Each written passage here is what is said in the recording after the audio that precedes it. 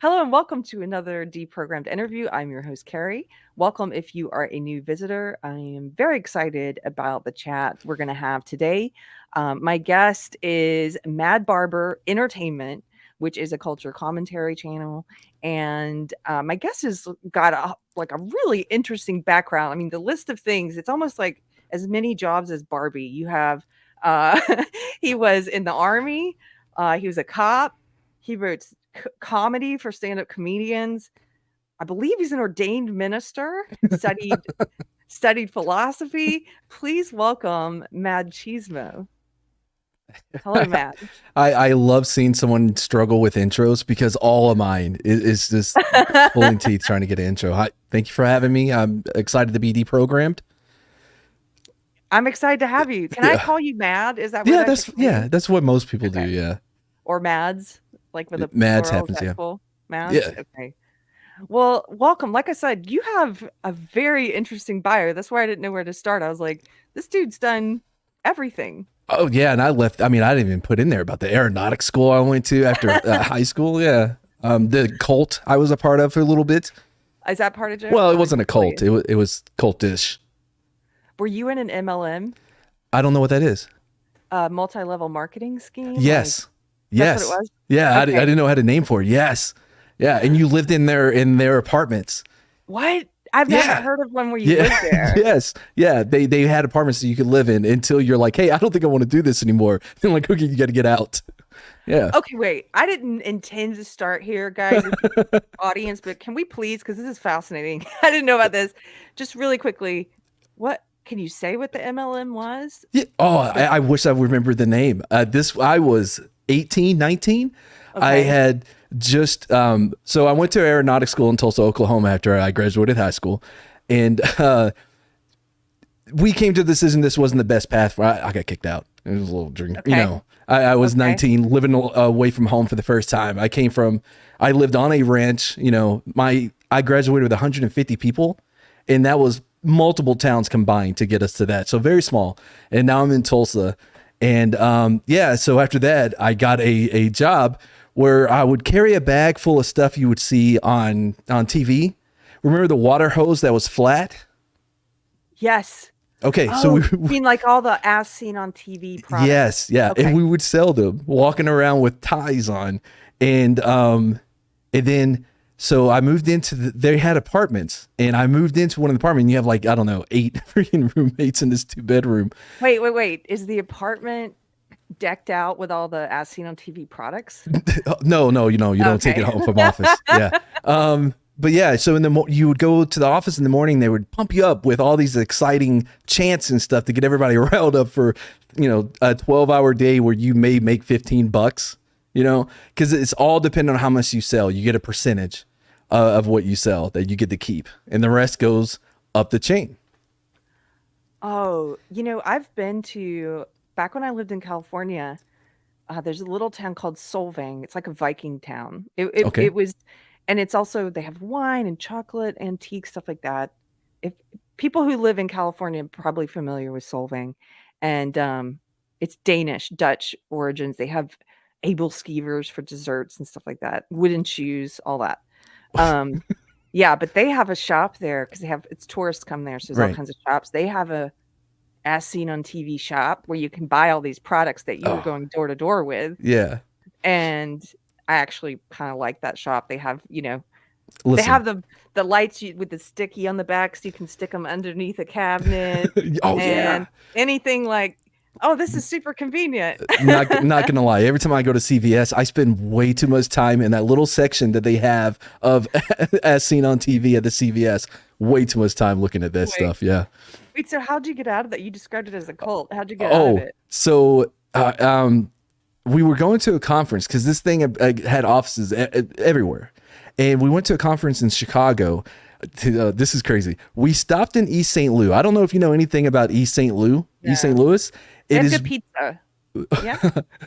No. Okay, never mind. That's not what they're known for. They're known for always having one of the, if not the highest murder rate in the country. It is the worst bits about Chicago and everything just in East St. Louis, which I think it's not Missouri. It's Kansas, technically. Because, Okay. because St. Louis is split between the two states for some reason. I don't know, whatever. But we went there and they would and we would ride with somebody from that office. And my dude's name was Tyrone. And we got along great. We're listening to rap. I had Third Coast stuff, DJ Screw. This doesn't mean anything to you. Lil Flip, and he had some before Nelly was Nelly, Okay. I know so Nelly. Murphy Lee and all those guys. So, and we're rolling or whatever. And then he gets a phone call. He's like, "What? What'd they say about Big Mama?" Fuck that. I'm on my way. And I'm like, he's like, "Hey, we got to make a stop." I'm like, "Okay." So we go through what appeared to be a Hollywood set of what the ghetto would be, with even the pigeons. Somebody letting pigeons fly when we entered the neighborhood, Like except opening for a cage of trailers. pigeons. Yeah, to let you know that somebody that they don't know is coming in. And I go into this trailer, and where there should be a dining room table, there's a pool table instead with guns just laid out. And one by one, they're walking to the back door and they're making sure that they shoot because they didn't get them at the at Academy. They got them from some other guy, And apparently, some other group made some derogative comments about somebody's grandmother, mother, and they were going to go have a discussion with them. So they wanted to make sure their guns were working. And so using the whitest voice I could, I said, "Well, gentlemen, it's been a pleasure meeting all of you. Unfortunately, I have to leave. Tyrone, I will see you in the morning." And I left. We'll be smelling the flat hoses together. Yeah. Well, he didn't show up. I don't know what happened. I wasn't a part of anything that happened after that. But no. yeah, so that, and I'm making no money at all selling these things because I'm kind of over it. You really have to be energetic and wear people down to get them to buy water hoses from a dude with a bag. And get to Chicago and I'm done. They gave me the deal was my boss's boss, he wanted his motorcycle to be up to Chicago. I have a truck. So I carried it up there for him, right? He paid me the gas to get up there. Wouldn't give me the gas money to go back, but they gave me enough product to sell myself back to Tulsa. That's so sketchy. Right. Here, you got to sell this stuff to have enough money to get back. Yep. Okay. Yeah. So that was my compensation. Yeah. Then I get back, and the morning they got back, they're like, "Hey, you got to get out of the apartment." I'm like, "Oh, this was okay. It's all part. All right." And then me and another buddy that decided to quit. Yeah, we left and moved into his parents' guest house. It's a whole thing. Wow. Okay. Thank you for the unexpected cult story. That I appreciate it. I almost It was got weird. sucked into oh gosh, what was it called? I've talked about it before. It doesn't matter. It was one of those MLMs. It's one where you like improve yourself, better yourself. It's a big one out in California. I forget what it's called, but I went there. A friend brought me by accident. Not by accident. She brought me on purpose. I didn't realize what I was going to. Right. And once I get in there, and then I realize, and there's a lady with a Madonna microphone on stage, and then I realized, oh, everybody here is a member, and they all brought a mark. I'm her mark, and they're trying to get you to pay $500 to sign up for this thing, and that's MLM. Okay, sorry. Now, well, no, that was one kind of MLM, but where you join a thing and you buy things, and there are other so MLMs, mine was different. Okay, but sort of you're selling stuff, and but living there is a little different. A little bit, yeah. That's why it was cultish. It wasn't. I wouldn't classify it as a cult, but there was a lot of tendencies that you would, with the motivational things, and they would hide. Like one dude got jumped, and all the money in the bag was stolen, but they don't want anybody to know because that may put a downer on everybody's motivation. Yes, yeah. How that would be. Yeah, so it had to be hush hush. Right. Yeah, traditionally, I think MLMs are where, like a great example would be the Herbalife, for example, where or Mary Kay makeup, where they bring people in. And it's like, make money on the side, be your own salesman, and then you sign people up to also sell the products, and then they sign people, and it's a pyramid. They call it pyramid. It ends up being right, and then you're taking a percentage of everyone who's under you, and you're supposed to be able to make a lot of money because they're all making money for you, and that's traditionally what they are, but that sounds very similar, and this thing was kind of similar. It is, because what we make goes to our office, and then a Mhm. percentage of that goes to the regional Yeah. and then the national. Yeah, yeah, Yeah. but Yeah, you're recruiting people. Okay, well, that's cool. I didn't know we were gonna talk about that, but that stuff is really interesting to me. So, well, this is a good setup then, because that's right after you left college. You did that for a little bit, yeah, for the first um, of 3 times. Yeah, and then you went into the military. Was it soon yeah. after that? Uh, so after that got kicked out, I lived with a buddy in his parents' guest house, but it was the middle of nowhere. We didn't have enough money to get gas to get to the nearest town to get a job to be able to afford that gas to get to that town. So Wow. we were just stuck in this weird place, and I finally just threw in the towel and called the folks. I'm like, I'm gonna need money to come back home. It's But not working. Yeah. yeah, yeah. I came back. I started working at a timeshare resort while I went to a local community college, and the security guard and I we worked nights, so we would smoke a lot of weed and watch judge shows on TV. Judge Mathis, Judge Joe Brown, all those people, right? And I remember we were watching it, and an Army commercial came on. It was like, call 1-800-GO-ARMY and get a free T-shirt. I was like, man, I want a free T-shirt, bro. So I called to get the free T-shirt, and this was '04. So the recruiter was at my house the next day, because it's getting bad in Iraq at this point. I never got the T-shirt. You No, didn't even get the shirt. didn't even get the shirt. No, The army sounds like an MLM scheme too. No. They're like, it, "Come live with us." it's actually probably closer to being a cult than the cultish thing I was in by far. Yeah, there. You got a whole new lingo. You have the what are the suppressive people, like in Yeah, like in Scientology? yeah. Wow, So okay. So wait, so you signed up for the army, mhm, and how yeah, long were you in? 4 years. I was injured in Iraq. We got hit by an I.E.D. I was burnt over 30% of my body, skin grafts. Stomach, back, both arms to the elbow, and my right knee.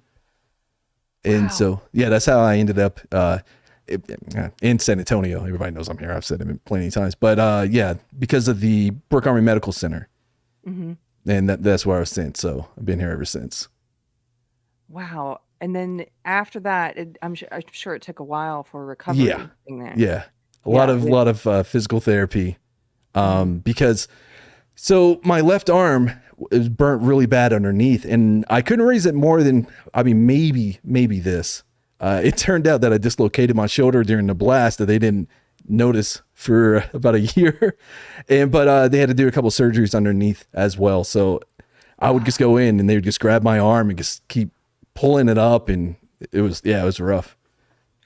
Were there, given all that you experienced and Mhm. all those injuries, and we were just making fun of the army, but were there any positive things that you got from it?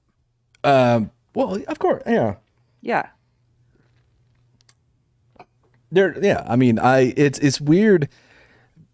It's weird being grateful or Mhm. thankful for a tragedy, but I think it was Andrew Solomon said that tragics make more of an imprint on you than joy and happiness.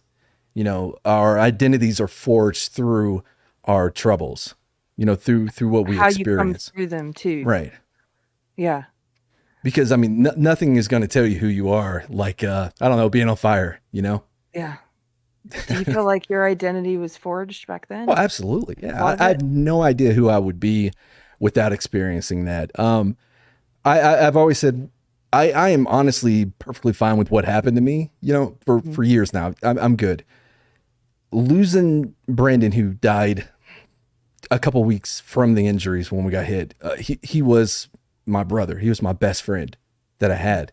Losing him impacted me far more than what happened to me, Yeah. to the day. Yeah. I think about him all the time still.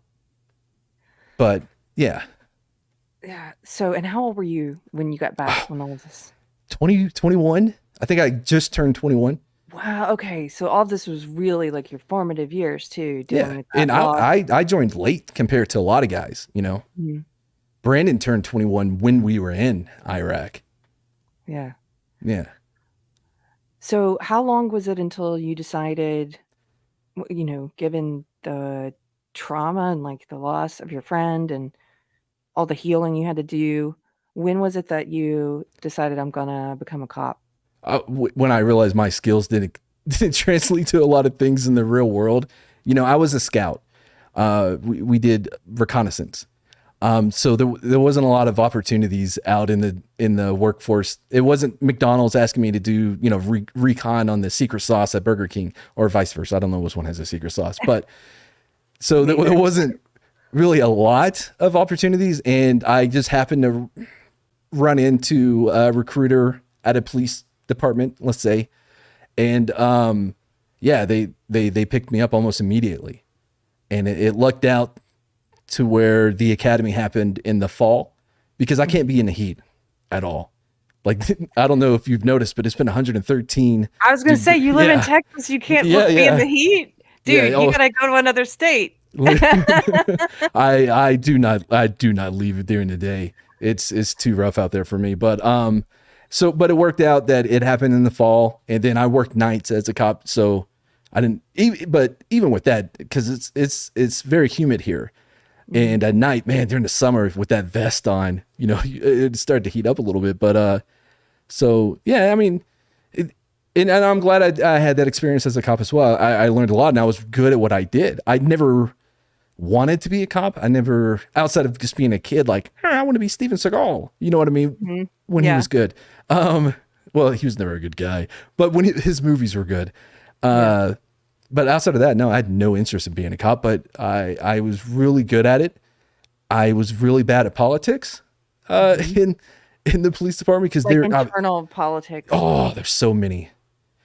I almost became a Freemason just to make it easier on me, because there's so many Freemasons within law enforcement and military. It really helps if you're like a part of it. Political thing to be in the interesting. I feel like the older I get, the more I realize, there's internal politics everywhere. Everywhere, yeah. Like, even, you know, I have a friend in nursing, and she's like, it's just as bad. It's Yeah. because I used to work in entertainment, and I'm like, oh my God, so much politics. Everything's like Game of Thrones, you know, who's moving this way and who are you aligning with and all that crap. She's like, no, it's that way in nursing too. And sounds like it's that way. Who do you know and who are you? And also keep your mouth shut. I had a horrible habit of calling it like I see it. And if someone tells me something and it's wrong, I'm going, no, that's wrong. And I had a few run-ins with a few of the higher ups. Thank God for a union. Being in law enforcement, I see the benefits of unions, even though I think that they're not necessary in a lot of the areas that they're utilized in. But with law enforcement, leadership or upper management is so quick to throw you under the bus. You have to have some kind of buffer between you and because they don't want it to come down on them. So whoever the lowest person is that they can throw under that bus, especially after Ferguson changed everything and played a big part in why I wanted to wash my hands of the whole thing. Because Can we talk about that? Because I'm familiar with Heather McDonald, you know, who wrote a book called The Ferguson Effect. Yes. Which is about the effect that Ferguson had on policing and on being able to respond and to do your job and to be in neighborhoods that needed the police. And how afterwards you saw this kind of pullback of cops where absolutely you had neighborhoods that were even saying like, hey, we actually want you in our neighborhood policing. Where'd you go? So can you talk about like your personal experiences with that? What was the Ferguson effect? I don't remember his name. It wasn't Ferguson. I think it was somebody in Florida, but I remember one night I was out. They put me out because somebody stole their aunt's car or something like that, and had the same name as this kid in Florida. I'm like, listen, I am not going to be out here running around looking for this kid. Oh, it had, the perpetrator had the same name. Yes, yeah, like a high profile. Yeah, and there was just little things like that. And there was a fight at a community center once, and we're running around the neighborhood asking if anybody saw this a group of black kids. And after a while, I called over the radio, just a talk around, not the one that's recorded and all that. I'm like, hey, you know, it's not really the best look that all these white cops are running around asking if anybody's seen this group of black kids. Mhm. And it's just Give things them the like that. time. And everybody was very apprehensive about engaging. What I've noticed, seeing the videos with the, cops having to take somebody down by force, whatever reason, right? What I've noticed is they seem very hesitant into making contact. The one video where I think it was personal, but the guy was at the car and then he got beat and then died, but he ran from them, this whole thing. And I remember the dude saying, "I'm going to count down from 3," or something like that. And it bothered me so much that a cop would actually say, treat him like a toddler. Like, "Oh, I'm going to count down from 3 and you better stop, pulling Yeah. your sister's hair." I'm like, why would you ever say that? I had a system, not, or a philosophy, I guess, the ATM. I would ask you to do something, I would tell you to do that thing, and then I would make you. Hmm. Normally, just saying, "Listen, I've already asked you, and I've told you, you do not want to see what comes after that." Usually that works. Rarely are you just gonna have to pull a guy from a car. It happens, but that's the way it was, because the more time you get them to think about something, if think about they're going to be arrested and think about the consequences, the more likely they are that they're either they're gonna flee or they're gonna fight. Mhm. Especially if they're drunk, they're gonna fight. You're So giving them time to and it almost seems like that cop who was counting down is giving him time, hoping that he won't have to engage, but you're saying it's more likely he'll have it's to if you give him time. well, yes, it's you see it all the time. The cop like, "Get on the ground, get on the ground, get on the ground," just repeatedly saying it and not knowing, not wanting that to do the next step. And I think it comes a lot because they do not want to be Sullivan, what's his name? The George Floyd cop.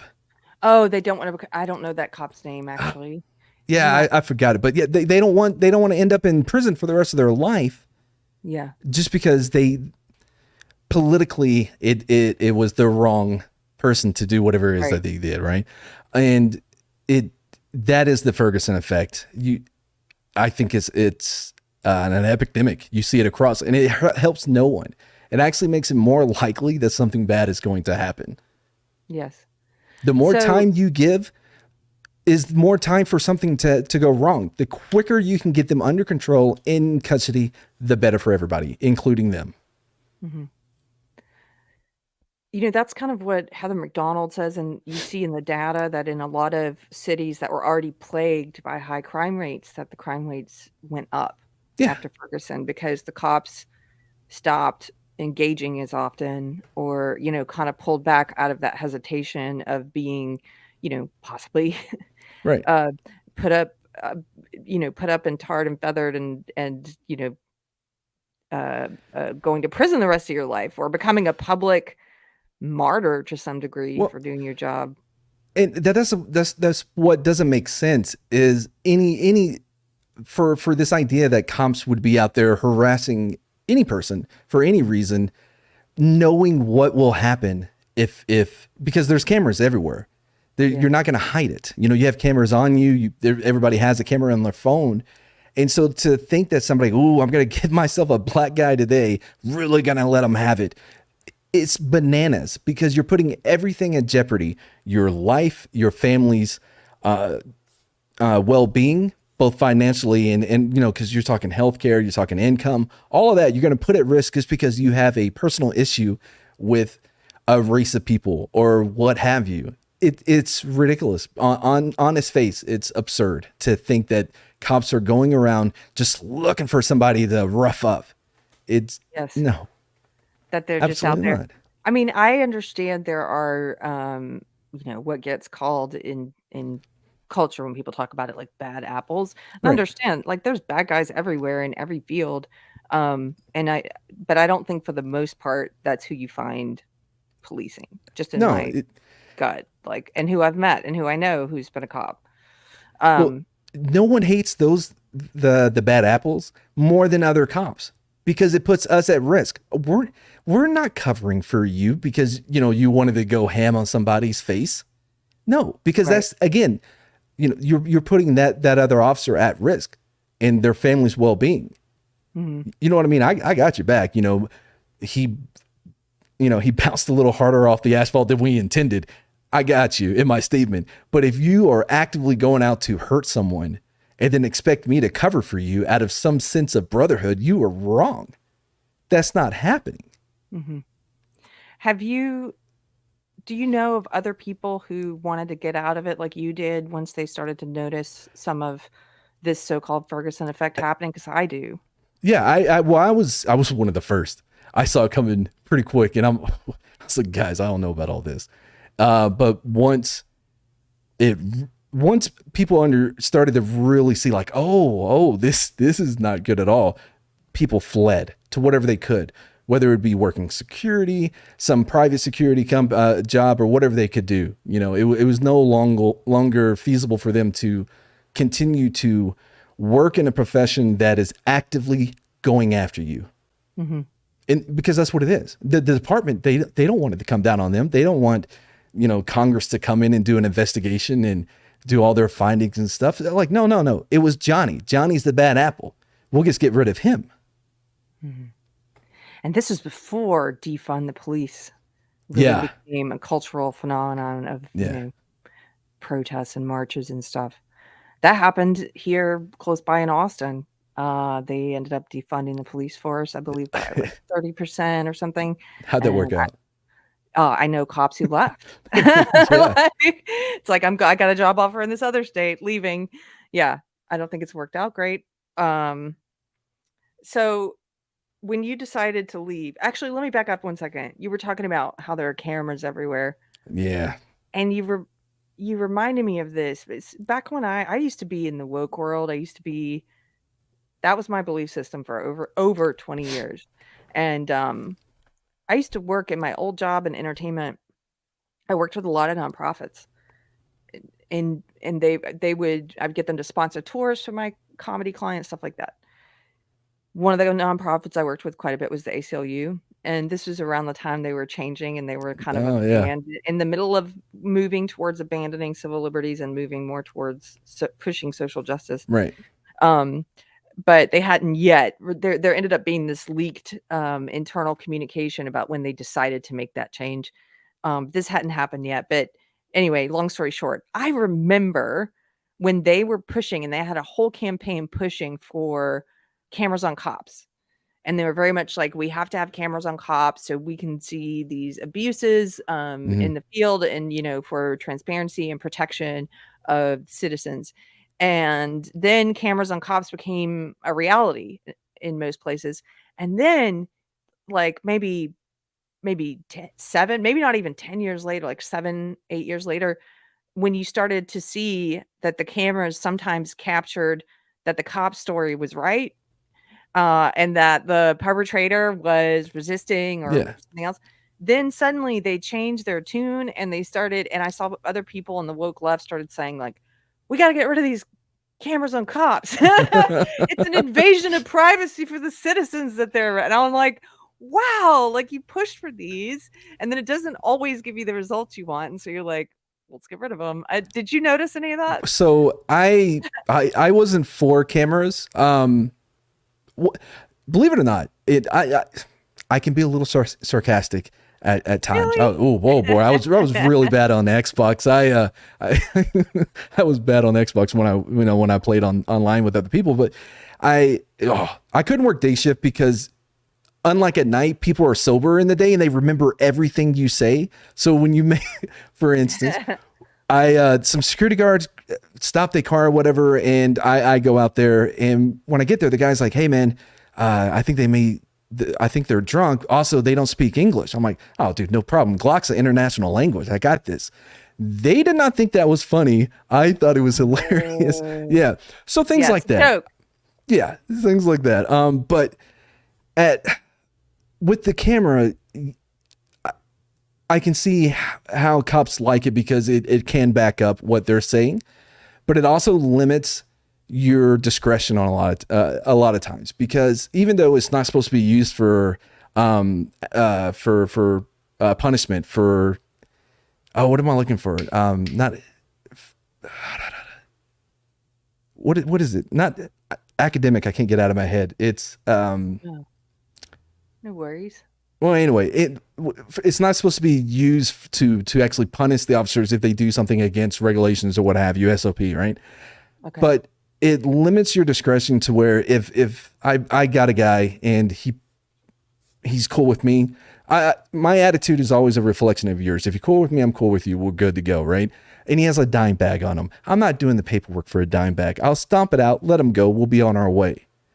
With a camera though, and it's going to turn on. I hit my lights. All the cameras are going to be on, right?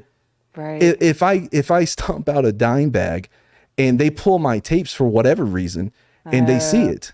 Retaliation, was that the word you were looking Well, for? no, not really retaliation. Just the office. Man, sorry, I didn't mention Administrative. this. Administrative punishment. Yes, thank you very much. I did have a traumatic brain injury, so words can slip my mind sometimes. I'm losing sometimes. No worries. It was Yeah. in the same filing cabinet in your head as the word academic. Yes, A's, Administration. Yeah. all under A's. But yeah. So administrative punishment, which could be fun, but it's I don't know where I was going with that. But yeah, no cameras. I see the benefits, and I think now where people just make claims and they immediately get believed before any facts or evidence comes out. They're like, oh yeah, no, I believe that. Yeah, that cop definitely did this. At least now with the camera, even though it takes way too long, you put out the footage and like, okay, well maybe not. Yeah. During this time after Ferguson, before George Floyd, where there was riots all the time, there was a shooting in Houston, and everyone came out to riot. And the Houston PD released a videotape immediately showing the dude shooting at cops first. And I remember everyone went, okay, all right, you're good on this one, but we got our eye on you. And everybody just laughed. Yeah. It was so cool. You know, they showed the footage. They showed, look, this guy was shooting at them first, and everybody was cool with it. Like, okay, well, we'll wait for the next one. You know, Yeah. we're not going to riot We're here. here on the sidelines with our signs ready. Exactly. Yeah. Yeah. You know, now you know we're here. But So when yeah, you but got that out doesn't of happen anymore. when you got out of policing, Yeah. where were you? Describe where you were at in your life. Like, what were you thinking you're gonna do next? So I was divorced at this point. Uh, things were this was wasn't the best part of my life. You know, and again, I'm glad that I had a lot of those experiences during this time because I resigned not only because of what I was seeing in, you know, I had heat with a lot of the upper management. They brought in a new supervisor on my shift who hated me. He ended up getting fired because he was an idiot. And I tried to tell everybody he's an idiot, but nobody wanted to listen to me. Anyway, but I also had some physical things with my hands. So the burns, something happened to my nerves where I would lose the ability to grip. Okay. I couldn't even take off a cap sometimes. And so it was always in my head, you know, what if I can't pull my gun because I can't grip? And the doctor was like, well, we can do surgery and, you know, help with that nerve or whatever, but we'll have to do both hands. You're not going to be able to use your hands. But I was like, I was done. I was burnt out. I was the most active officer on my shift. I probably easily over 100 DWIs that I arrested. Not even the ones that I went to the SFSTs was I can do in my sleep to the day.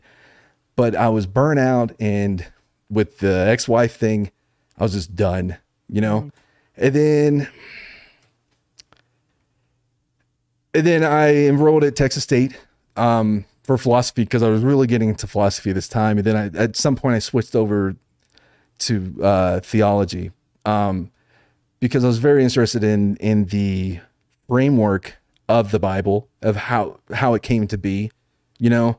I grew up Baptist, East Texas, so I was raised in the church, you know. And so I did that for a while. I mean, I'm going to be honest, a lot of women. I was really trying to escape what I was. There were a lot of women you were dating and stuff. Well, Yeah. okay, dating, sure. Or sleeping with. Okay. But yeah, so I really was just looking for an escape, even if it was for that night, because as soon as, you know, morning comes, if I stayed that long, I would be right back to feeling how I was. And it is an escape. It's like alcohol. yeah, absolutely. You know, whatever the escape of choice is. that Yeah, people- mine was okay. definitely women and alcohol. Yeah, and So by this point, I was about to move to California and stuff like that. I think I used philosophy and theology. I would do these meetings on Wednesday. I was part of a group called Thinkers and Drinkers, and we would have all these different conversations, and it was a really great group. I, I enjoyed the group and also the people that came, the girls that came. It made it a lot easier. So yeah, I did that for a while, and then I met my girlfriend that I'm with now, and this was, oh man, I think we've been together 6 years. She doesn't know either, so it's fine if I don't know. Yeah. Like 6-7 years now, and she did. She truly saved me. She gave me a home, both in the physical sense, but also the metaphorical sense of somewhere where I felt, belonging Yeah. and in love and true love, and really did save me. I don't know where I would have ended up if she hadn't came along. So What about the spiritual sense? So you were taking theology classes, mhm. but were you still a believer or no? Sorry, I didn't expect it to be that quick. No, go. I ramble No. quite a bit, so I could have just kept going. So at the time I was kind of split. I would there's academics that I really like their work. Bart and Earnhardt, Bart Earnhardt. I don't know how to pronounce his I last name. don't know him. Really fascinating guy. He specializes in synonymous writings. The Paul letters. Which ones are verifiably written by Paul and which ones are certainly not written by him. Okay. He has a lot of interesting work on the history of Christianity, and so I really like his work. But I enjoyed early work of Rob Bell. I thought he had some very interesting ideas in his book Love Wins, where he Okay. talks about him universalism. About the idea that there isn't hell. In the ecological sense of you have traditionalism, conditionalism, and universalism, right? You might have to explain this to Okay. me. Yeah, Okay. yeah. So Traditionalism, conditionalism, and in universal. universalism, right? So traditionalism is your typical idea of you have heaven, you have hell. When you die, you go to either one. It Okay. varies from different branches or whatever. Some, age of accountability is a big thing. Most have it at like age 13. Once that happens, you're accountable for your sins. If you do not say the correct things or do the correct things to be saved, Mm-hmm. then you will go to hell. Conditionalism is pretty much the same, except for hell isn't eternal. Once the second coming comes, then God will also destroy hell. Anybody in hell will no longer exist. And then you have universalism, which is the idea that eventually everyone will come back to God. Oh, Everyone will okay. be welcome in God's house. So you were more of a I universalist. I was raised traditionalist. I mean Baptist. Okay. You're a raised person. Right. Yeah, but the idea of hell always bothered me. Mm. To think about, and I think a lot of pressure is put on kids that grow up in the church because it's the idea of like, oh, your friends, you got to get them in church or they're going to burn forever in hell Mm. if you don't get them saved. That's a lot of pressure for Right. a 13-year-old who's wanting to be to be accepted at school. But now you have Right. the added pressure of their eternal souls are in your hand, Johnny.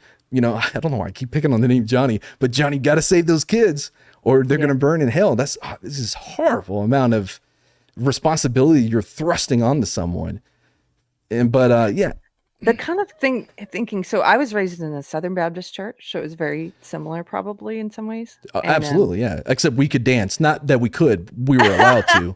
we can Yeah. dance if we want to.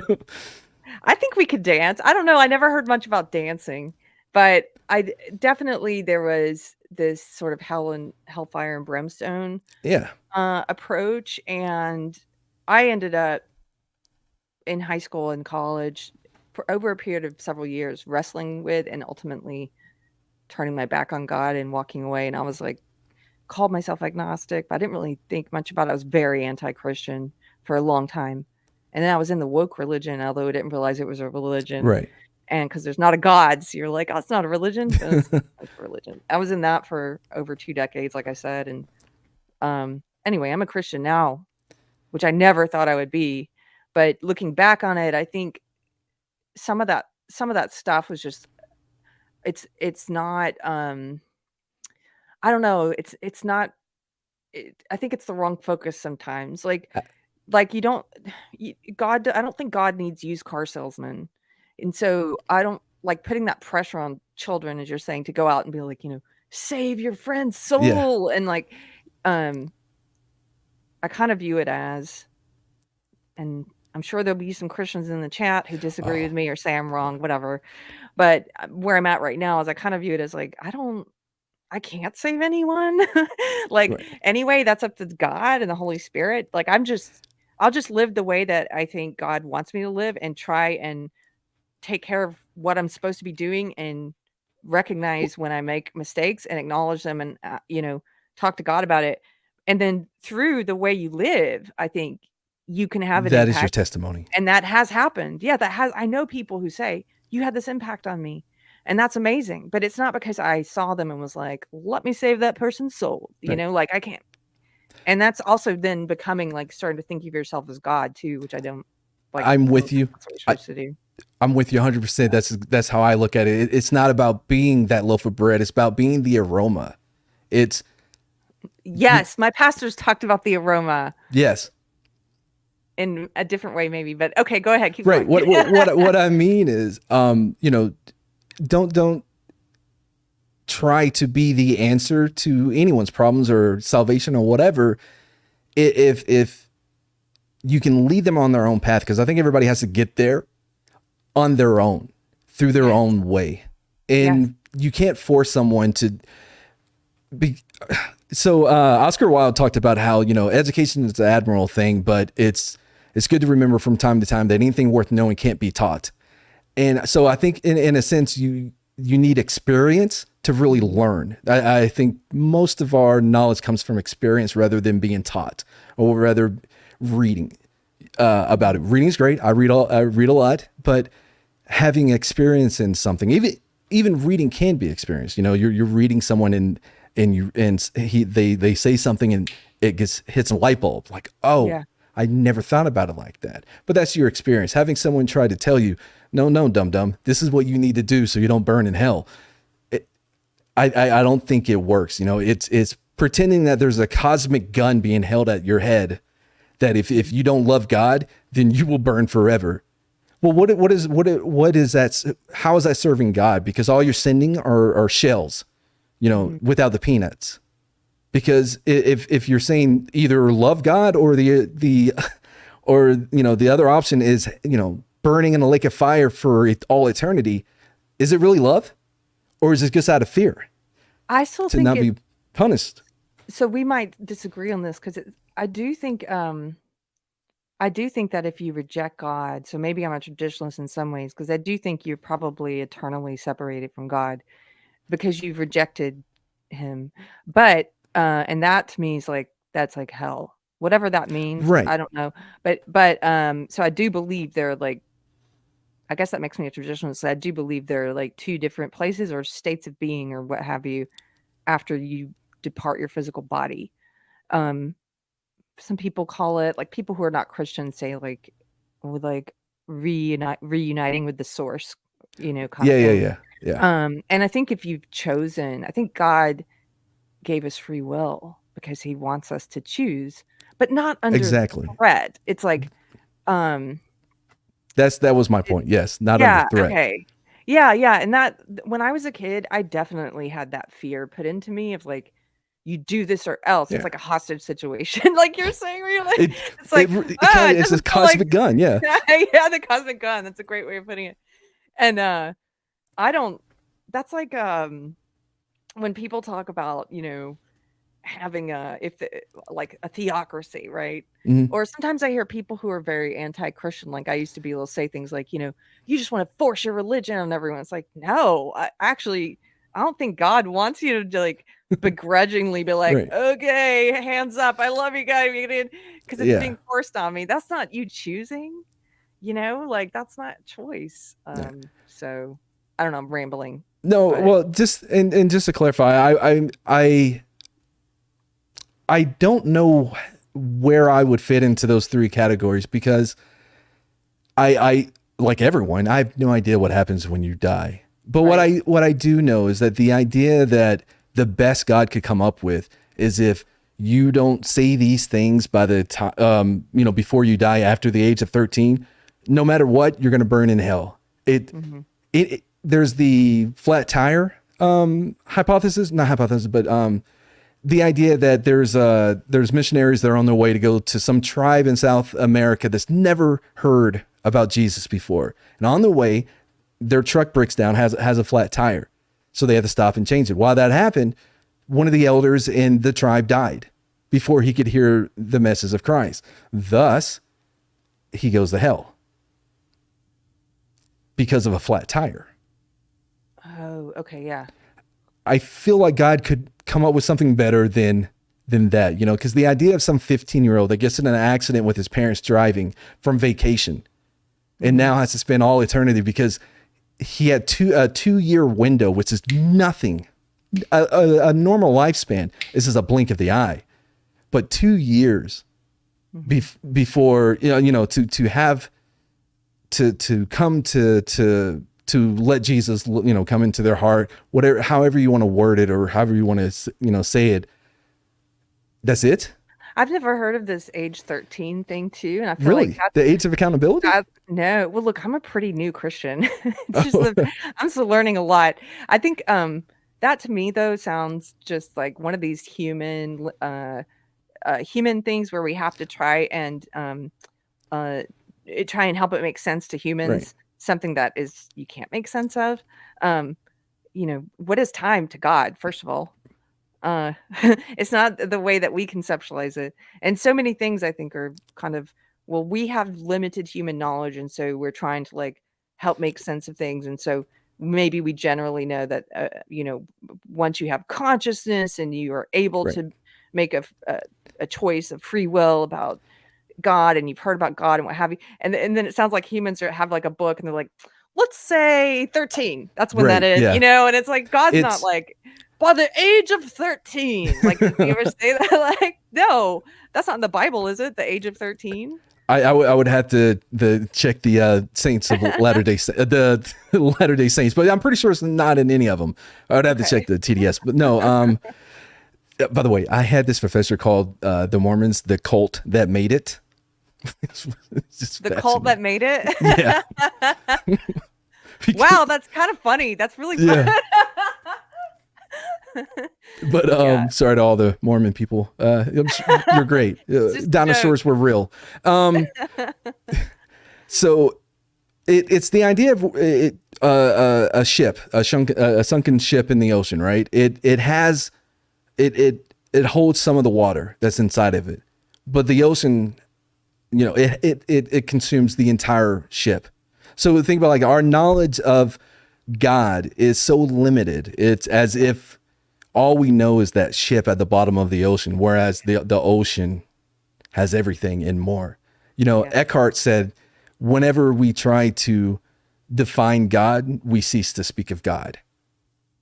Right. Because anytime you try to put God in a box of this is what he or she or whoever would be like, Yeah. you're no longer talking about God. You're talking about your God. And I think that's another big issue is that people are always trying to find God by a reflection of themselves. Mm. Either God is everything that you want to be, whether that's powerful and wise and everything, or it's a reflection of who you are, Mhm. forgiving and kind or whatever. Mhm. You're talking about your God, not God. This certainly, I think, applies to people who are so when I was woke, when I was in the social justice world, I wasn't a Christian, but I've since met a lot of former social justice people, woke people like myself, but who were woke in that in the Mm, Christian church because it yeah, infiltrated Christianity as well. And I it's think that certainly still there. applies, Yeah. yeah, to people who kind of try and sell a social justice version of God or social justice version of Hmm. Christianity. And it's like, what are you selling? So it's easy to see that that human manipulation when it's someone like that that you disagree with, but I think it's harder to see it when it's the human manipulation is yourself or someone who agrees with Yeah. you, and you're like, So yeah, Peter Rollins, one of my biggest influences. He's a Irish theologian, pretty radical in a lot of sense.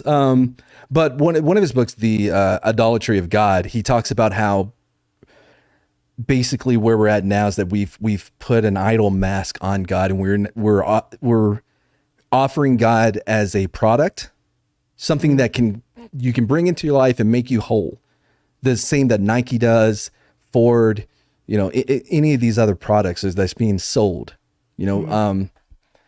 and yeah, and I think that is what you see a lot, especially in the more mega churches. yeah. It's always a product that they're selling, and I don't think that's the best way to have an It's almost understanding or a like, relationship. to go back to the beginning, it's almost like the MLM scheme where they're like, okay, you come in and join, and then you bring in 5 other Right. people under you, and Yeah. then you bring in 5 other people, and there's that pressure Yeah. to, They're always wanting you to bring in your family, this your is the friends, best product. Yeah. Yeah. But Uh, yeah, I don't know. Wait, so are you, so at this, we'll go back for a second. You were at this point where you're going to Thinkers and Drinkers, yeah, and it's a great name. you were meeting chicks Well, and no, I mean, talking about theology. I was there for the conversation. We Right, we would have right, different topics every week at a right. bar. And we're drinking, we're talking about it or whatever, and it was a great experience. A side benefit would be Meeting some there was a ladies. lot of yeah, And then you met your girlfriend. yes. And what changed for you? I I, I think I was so broken, and she didn't look at me as being something to fix, which I would get a lot, and I would definitely play into for the ladies, that I am this broken thing that needs to be fixed. Mhm. She kind of just treated me like, I mean, like a normal person. It's hard to explain because one, we're great together. I've had known her, and we were kind of off and on for a little bit. But we just fit so well. I know it's cliche about your crazy fits my crazy perfect whatever Deadpool BS puzzle thing, but it really is true. There's so many times that she was in improv as well, so we were just riffing back and forth all the time, So and you were in comedy at this time too, oh improv. yeah. Oh, I mean, some of the best stuff comes from pain and from suffering. Mhm. Some of the funniest things. But yeah, so her and I mean, we just she's my best friend. Yeah. You know. I think you say it's cliche, but I'm learning the older I get, it is true. I feel like, well, first of all, one of my favorite quotes from the book Gone Girl, which they turned into a movie, but in that book, that writer is just really great with language, and she has this quote about how, it's like his thorns fit her wounds, Oh and the thinking about that, there's a toxic way that a person's thorns can fit your wounds, yeah, but there's also, a really healing way, and I think where I'm starting to realize sometimes I think in a marriage, where you're both believers maybe, and you believe in God and you believe, God brought us together, and, um, maybe your thorns and wounds are meant to help you each improve those broken parts of yeah, yourself, like, because you're with someone who pushes you on those issues that, in just that right way that's gonna push your buttons and you push theirs in that way where you can then see it better and you have that opportunity to get better and, like, get rid of bad habits or old habits or ways of doing things because that person brings it out of you. Does that make sense? it absolutely does. And the opposite would be somebody that brings out the worst habits and qualities that amplify those Yeah, things that you shouldn't be doing, but they indulge you in. right. Right. Whether it's going out drinking or whatever. I mean, her and we haven't drank, and I honestly have had maybe half a beer in the past 3 years. Not that I Oh, ever wow. had a Yeah. problem with drinking, really. I'm very social, even now, if I was out socializing with people, yeah, I would have a couple of drinks, no problem. But it's just not it's just not a need. And we're both there. But have you ever heard the truth about love? The truth about love is that it's that you never knew you needed her or him until you met them, and now you know that you've always needed them. Yeah. It's it's that it's having that acknowledgement, or that awakening, that, oh, this was what I was looking for this whole time, but you never know it until you have it. Yeah. And I think to appreciate love, you have to lose it. You have to have your heart broken, or you'll never really know why it's so important and why it's so meaningful if you've never lost it. And I think that's true in most ways in life, Right. to really appreciate. And it goes back to our identities being forged through tragedy. It's that to appreciate anything, you have to lose it. If look at Greek philosophy, all the gods wanted to be human. Why? Because without loss, without the risk, then nothing is as good. Nothing is as tasteful or as fun, unless you have something to lose. And This is being kind of mortal, what I then yeah.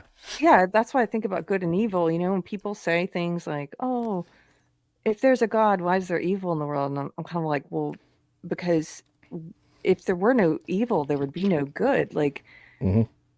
they exist in contrast to one another. And also there's because we have free will. Right. Because we have to be able to choose, are we doing evil today?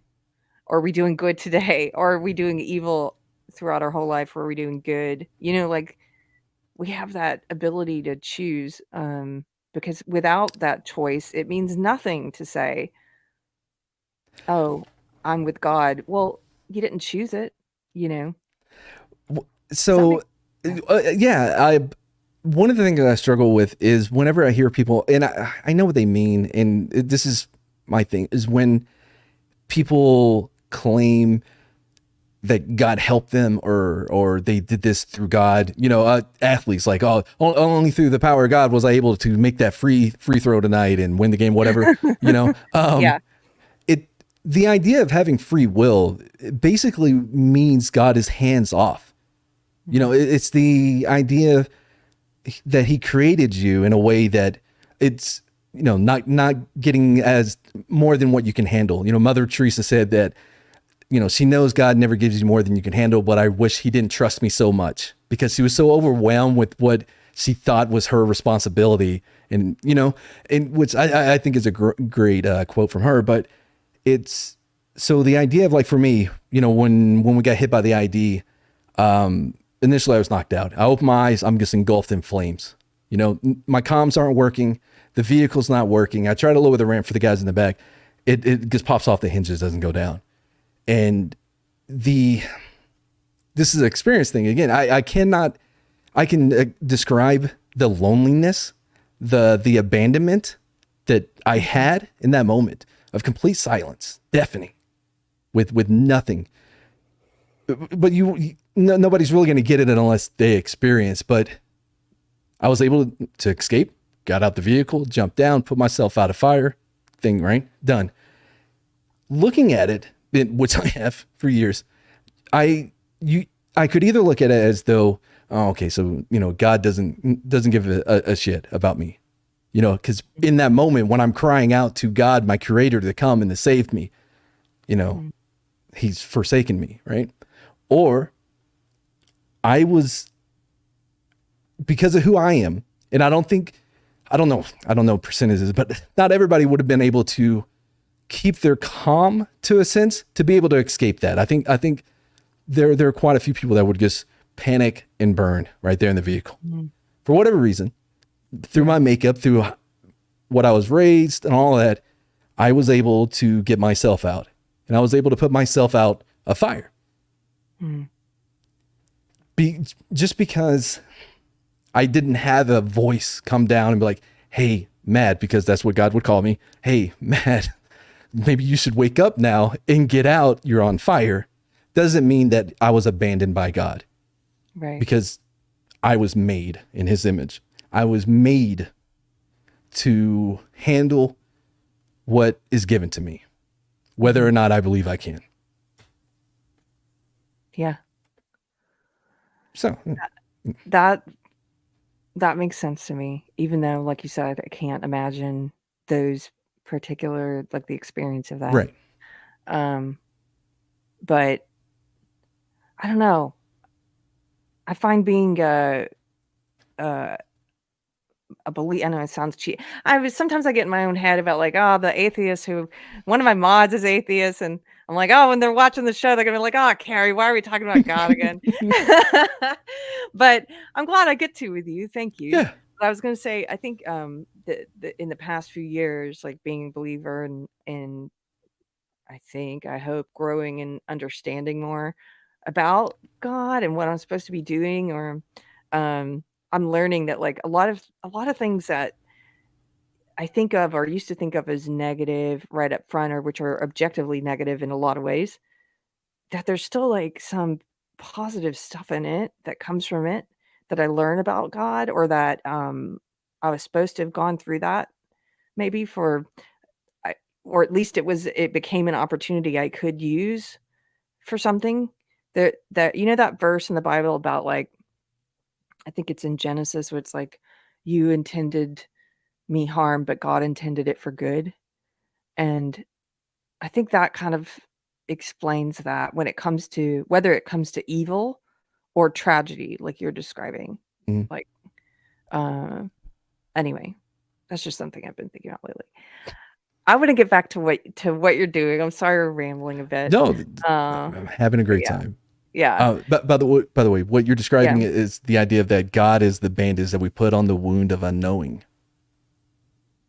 I've never heard that expression before. God is the bandage that we put on the wound of unknowing. I think that's great. Of One the of unknown, sorry, of the the unknown. Of unknown. yeah. One of the prayers I had this week was about some stupid situation where someone has perhaps done me wrong in some way. It doesn't matter. It's some dumb thing. We all deal with things like this in some social like setting. And I was praying about it, and I was praying for the person. And then I also was praying for like, what am I supposed to, what's my part in this? That's also an AA thing, Right. by the way. I have been to AA. What's my part in this? And it's like, oh, okay. I'm dealing with the unknown of like uh wanting that human desire to need to know and control things of like, Right. A why is resolution. yes, why is this person being mean? I don't understand. I need to understand it. What happened? What if it's this? What if it's that? I need to know. And it's like, God, I feel like is that what you just said, the band-aid that you put on the unknown. And I Yeah. ultimately ended up praying like, just help me deal with like not being you, not being God. And I don't need to know. I don't need to know why this person's being a jerk. It doesn't matter. Like, you know, I don't need in order, but I think sometimes as humans we have that like, especially the more neurotic tendencies you might have or whatever, where you're just like get Yeah. anxiety or fear of the unknown, and like it would be better if I could at least control this with understanding it, and you don't have to. Yeah, it takes a lot to be able to let go of Mhm. what you don't know, and I struggle with it all the time as well. Even in social reactions, like, oh man, how many different times am I going to rewrite this text or this DM because I don't want it to come off the way I'm not intending it to come off. Yeah, Wait, is this too much? You know what I yeah. mean? And you can sit back there. I've noticed because they can see when you're typing. If you do it in notes, they can't see how long it's taking You're trying to for get the words right. yeah, for you can because then you're like, shit, did I end that with a preposition? Wait, what is a preposition? God dang it, now I got to Google, you know, just to send a So DM of funny. what's up. Yeah, then it ends Hey, up being what's up. yeah, That's funny. Okay, wait. So tell me. So you mentioned improv. right. You And dabbled a bit in comedy. yeah, I always wanted to do stand up because I'm a storyteller. I love to tell stories, and stand up is such a great way to do it. But when I was really like, all right, let's do this. Oh, COVID. Okay, well, forget that Oh, then. okay. Which is how I got to YouTube, was because I needed a creative outlet for comedy, and also the girlfriend was working at home, during this whole thing, and she got tired of me like, babe, you just got to come out here. I wouldn't interrupt you if it wasn't important, but this episode is really good, or you just got to see this one part of this. And, I had to get out of her hair. So doing YouTube gave me a way to where, I can be out of hair. And also have an opportunity to do different creative things. I've tried different things on my channel. None of them ever work. No, I did magic with magic. Get it? Yeah, I Magic. get Yeah, it. yeah. Yeah. Where I I would like puns. well because so I sometimes I'll buy things off of Amazon I shouldn't, like a didgeridoo. I have a didgeridoo for whatever reason. Oh, dude, I buy things all the All the look, time. Yeah. look at this. By the way, these have given me hours of entertainment. I just got these. They're so stupid. I'm with you. Right. So I bought a magic kit, and I have like 2 videos on my channel of this where I would film myself learning the trick, and it goes Okay. horribly. I'm messing Okay. up, messing up. Finally, I give up. Like, okay, now it's time to perform it in front of another YouTuber, and so now I bring somebody in, and I'm performing the trick in front of them, and they're making fun of me because it's going horrible because I don't know what I'm doing, No, and that's yeah, funny. I thought it was great. But nobody cared. I've less than 50 views on both of them. Are you But enjoying doing it? yeah, that's the only Enjoy reason doing why I it. still do these things. That's all you gotta Yeah, think doing it. What else are I you doing? What else do you do? So your channel is the links are below. People can check yeah it out. yeah It's MadBarber Entertainment. What other yeah. kind of stuff can they find there? Well, so I have quite a few of these movies with Mad where myself, Lil Chad, Slender, Brahma, my girlfriend hops in quite a few now because I can't get her to stop coming. She's great. She's hilarious. Like I said, her and I, we work very well together. But we watch horrible movies like we watched these ones with Wing Wing or Wang Wang. He's this Filipino. Filipino. Filipinian is what I call it as a joke. But anyway, he's a LP, a little person. But so they Uh, did these movies like he's a LP James Bond, and it's the okay. funniest thing ever.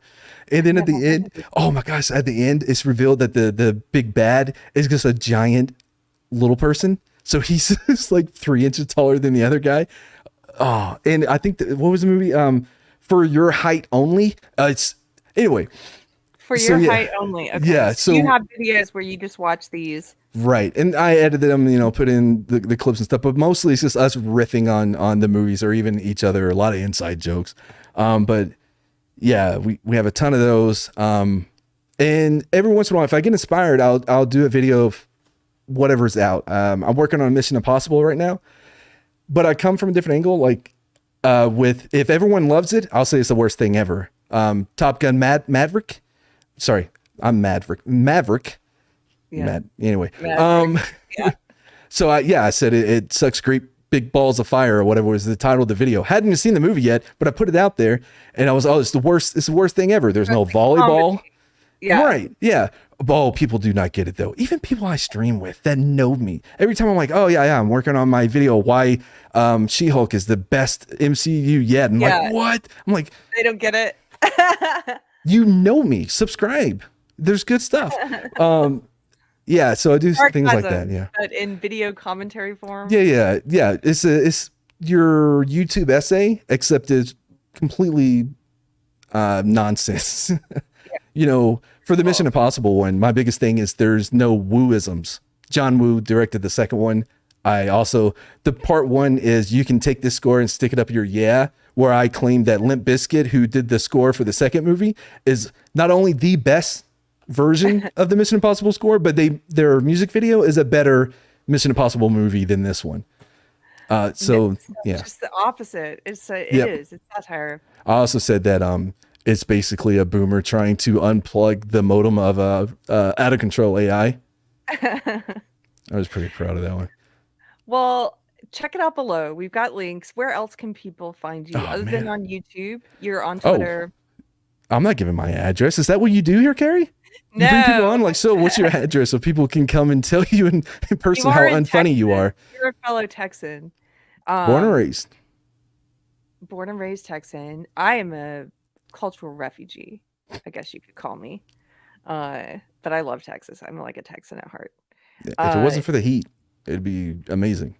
yeah, right now, man, especially. My husband and I were up in Montana when the heat wave started, and we were looking at the news reports like, "Oh my goodness, I'm glad we're not there. I don't want to go back." And then we actually had our van broke down, so Yeah. in a way, our prayers were answered. Okay. We were on the road for longer. We had to go back and get the van. It was just all crazy. But I yeah, remember I went to California one time, and when I came back and I got off that plane, because the humidity here is so bad. We're on the wrong side of the dry land here, in a dry, right. yeah. As soon as you step out the airport, just sweat. You're just like, oh my god, this place is so gross compared Yeah. to the West Coast. It's ridiculous. That was the one great thing about living in LA. There were a lot of things I did not like about LA, but the weather, polite all the And the time. chicken and waffles. Yeah, I got you. I eat at Roscoe's. I know what's up. Roscoe's Chicken and Waffles. Oh my goodness. Yeah. Forgot about that. Okay. Tell people where they can find you The online. links below. Okay. Check out the links below. Uh, on Twitter or X or whatever it's called today. You can find them I'm not there even. also. And Mad, I really appreciated this. It's very Thank you nice so to much for meet having you. me. Yeah, it was Thanks for great. stopping by Deprogrammed, and yeah, let me know what you're doing in the future. I'm always down for if you want to watch a really terrible movie and you need guests, let me know. Absolutely, that would be amazing. But and also, I'm sorry that Brahma has been bugging you to have me on for so long now. He's like, Oh, wow! Don't apologize for that. I wanted to have you on. I'm one of those terrible people who you were talking about communications and stuff where you have to put like your communications in the note. My thing with communications is I've never been that organized in my head anyway. And yeah, now I get so many different kinds of communications on different platforms that I'm one of those really annoying people that I will tell you now just straight up, I want to do that. Just bug me until it happens. And I'm sorry. I know that's awful to put that burden on the person, but sometimes I I'm like, because people feel bad too, like, oh, I don't want to bug you. I'm like, no, please. It doesn't bother me. I have so many DMs that I miss because I've been put in so many DM groups on Twitter. But I Yes. feel bad if I leave because it'll tell everyone that, hey, Mad left your DM group. He doesn't like you. I don't know if that's what it says, but basically. Yeah. And so I have to scroll through so many different groups. Thank God there's that pin thing now where you can pin the most important ones. Oh, I didn't even Up, know that. I need to yes, do yeah. that. Yeah, You I'm in can a lot of pin up at the top. Yeah. groups, and I don't like I'm also with those, same thing. Yeah. I have to check in, like, maybe every week or so, once a week, I'll go in there and try to read some of it because 'cause I'm like, "There's so many people commenting," and then I'm like, "Okay. Sorry, I didn't mean to end your interview with this boring, 'This is how we communicate,' and I was trouble with it." But that's what it that's what it I think is. that's relatable. Everyone. Yeah, it is relatable. I'm also at that age where I don't know when this happened because I'm technically at the end of Gen X. I'm not even a millennial, but I can't handle unscheduled phone calls. It's like, and I'll be like, "Why are you calling me? Like, what is Oh, this? Like, you could have texted." I can't handle phone calls, unscheduled phone calls. I don't know what that is because phone calls in general, I ignore it. If it doesn't have a specific name that I know right off the bat, Yeah. I'm not going to answer. I went to the doctors and they're like, "Hey, we tried to leave you a message, but your voicemail is full." I'm like, I didn't even set it up. Oh, What do you? I didn't even dude, set up my voicemail. you are my brother from another mother because I set up like once I got out of my old job in entertainment, I had a lot of I assume a lot of jobs are like this nowadays. So much if it's online, and you're doing like 200 emails a day Yeah. and there's calls all day and and it's just too much communication. And when I left that world, one of the blessings was I changed my voicemail.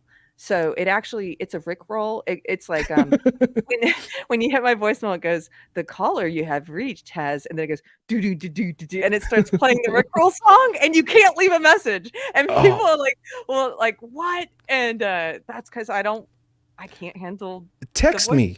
Why texting. are you leaving a voicemail? Just text me. Yes, yes, thank you. I'm not gonna check it. Well, one, I didn't even set mine up. That's why I told the doctor's office. Text me. I know Right. you can. You send me notifications. Just text me. Then I can read it later when I have Yeah. time. Yeah. Oh my goodness. I totally get it. I could do a whole show griping about communication. We have too much You know what communication. I hate? I hate that they notify people when I read their shit. It's you should know that. You It shouldn't should be a know. surprise when I Yeah. respond. Like, oh, he did read it. Oh man. I can't keep up. It just gives me anxiety too. Because if I go on one of my inboxes, let's pick a platform, Facebook. If I go in Right. there, I just have a lot of guilt and anxiety because there's like thousands of unread messages. So that's why Oh, I'll try to make a dent. And I'm like, I can't. yeah. So really, it's what happens is it's like luck of the draw. If you happen to have a message that came in the day I checked it, Right. you'll get an answer. But otherwise, Oh, you know what's the worst? It gives me the most anxiety is when I'll read somebody's message, but for whatever reason, I couldn't respond right then. And then it's been too long, but I keep thinking about the message and I want to respond, but now I'm freaking out because is it too long? What? Yes. I couldn't go to sleep last night because I was thinking about this person I need to get back to. And I was like, I should just do it right now. And I'm like, no, it's midnight. I have 2 or 3 of those already where I'm like, oh man, they wanted to check in on me. I haven't responded, but now I feel like it's been too long and I'm going to have to explain why I haven't responded. Was basically, I guess I've gotten around to it, but I don't want them to feel bad because they reached out to me. Bad. Exactly. Yeah. There's way too much pressure. I'm at the point with one person who I owe such an apology for taking so long to get back to this person. I think I have to make them a pie and take the pie and be like, I'm sorry. This is how sorry I am. I made a pie. Like it's not you, it's me. Yeah. Like, anyway, all that was even talking about that was fun with you. Okay, dude. I'm going to let you go. Thank you for stopping by Deprogrammed. Thank you for having me. I'd love to had talk a blast. to you again in the future. You're 10 times better at this than Shagsworth. What? You know what's funny? I'm talking to Shagsworth next. Are you? I would tell you said that. Tell him, I don't care.